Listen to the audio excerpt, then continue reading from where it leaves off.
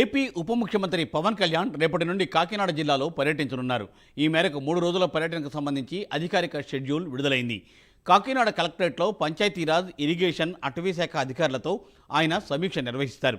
తొలి రోజు గొల్లపురంలో పెంచిన పెన్షన్ల పంపిణీ కార్యక్రమంలో పవన్ పాల్గొంటారు.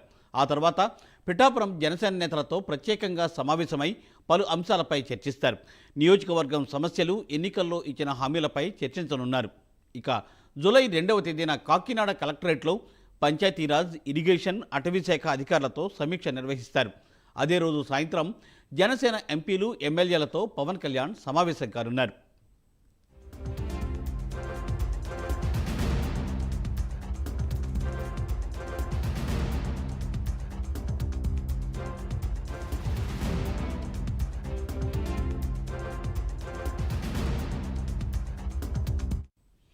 జూలై 3న ఉదయం ఉప్పాడ కొత్తపల్లి సముద్ర ప్రాంతాన్ని డిప్యూటీ సీఎం పవన్ పరిశీలిస్తారు.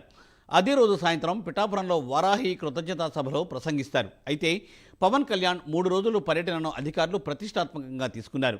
పిఠాపురంలో డిప్యూటీ సీఎం పవన్ పర్యటన ఏర్పాట్లు కలెక్టర్ షాన్ మోహన్ పరిశీలించారు. ఎమ్మెల్యేగా విజయం సాధించి వివిధ శాఖల మంత్రి హోదాలో మొట్టమొదటిసారిగా పిఠాపురం వస్తూ ఉండడంతో అధికారులు అన్ని ఏర్పాట్లను చేస్తున్నారు.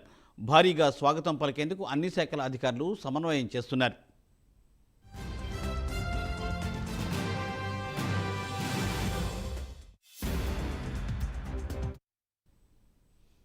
మరోవైపు పవన్ షెడ్యూల్ ఖరారు కావడంతో పార్టీ నేతలు, కార్యకర్తల్లో జోష్ కనిపిస్తోంది.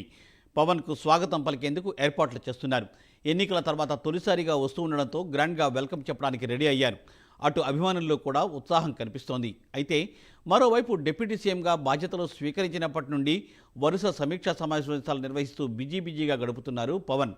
తన కేటాయించిన శాఖలపై పూర్తిగా అవగాహన తెచ్చుకునేందుకు లోతుగా అధ్యయనం చేస్తున్నారు. శాఖల స్థితిగతులు, నిధులు, కొత్తగా తీసుకోవాల్సిన నిర్ణయాలపై కసరత్తు చేస్తున్నారు. తనదైన శైలిలో కొత్త నిర్ణయాలు తీసుకుని సమస్యల పరిష్కారానికి అధికారులకు ఆదేశాలు ఇస్తున్నారు పవన్.